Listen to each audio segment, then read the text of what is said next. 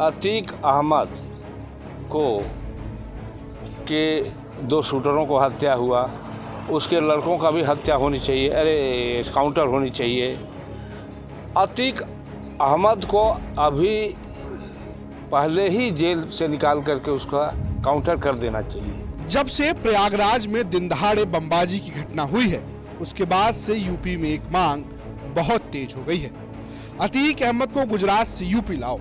BJP के कुछ नेता तो सामने ये भी कह रहे हैं कि अतीक को जेल से निकालकर उसका एनकाउंटर कर दो। लेकिन जो अतीक प्रयागराज से सांसद विधायक रहा हो, जिसके अपराध का इतिहास यूपी की जमीन पर लिखा गया हो, आखिर वो गुजरात के साबरमती जेल में क्या कर रहा है? दरअसल इस पूरी कहानी की शुरुआत होती है एक वायरल ऑडियो से।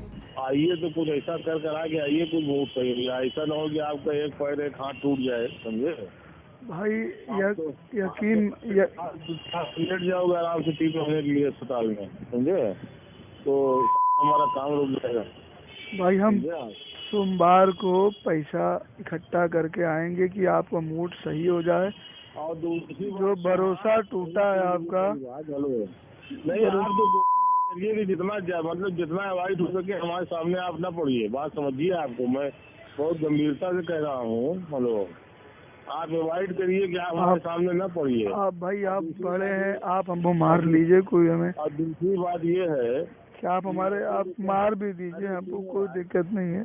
आप ये लड़के नहीं, मार के चक्कर में आप न पड़िए। अभी ना आप मार जानते हैं, ना मार का हाल जानते हैं। मार वो चक्की आसान चीज लेना, ये सब बात न करो। गुस्सा आप शांत कर लीजिए हमारे ऊपर, हम पैसा लगे बड़ी लंघाई कर देंगे तो अभी चक्कर में कहाँ हो, बात समझे। दरअसल इस वायरल ऑडियो को लेकर दावा किया गया कि इसमें धमकी देने वाला शख्स अतीक अहमद है और दूसरी ओर दबी सहमी आवाज में बात करते हुए बिल्डर मोहित जायसवाल। बात 2019 की है, तब यूपी में योगी सरकार थी और अतीक अहमद प्रयागराज जेल में बंद थे। इसके बाद अतीक को देवरिया जेल भेजा गया। देवरिया जेल जाने के बाद अतीक अहमद की गुंडाई कम नहीं हुई। आरोप ये लगा कि अतीक अहमद ने बिल्डर मोहित जायसवाल को देवरिया जेल में उठवा लाया और उसके बाद दबा कर मारा। इतना मारा कि मोहित को गंभीर चोटें आ गई।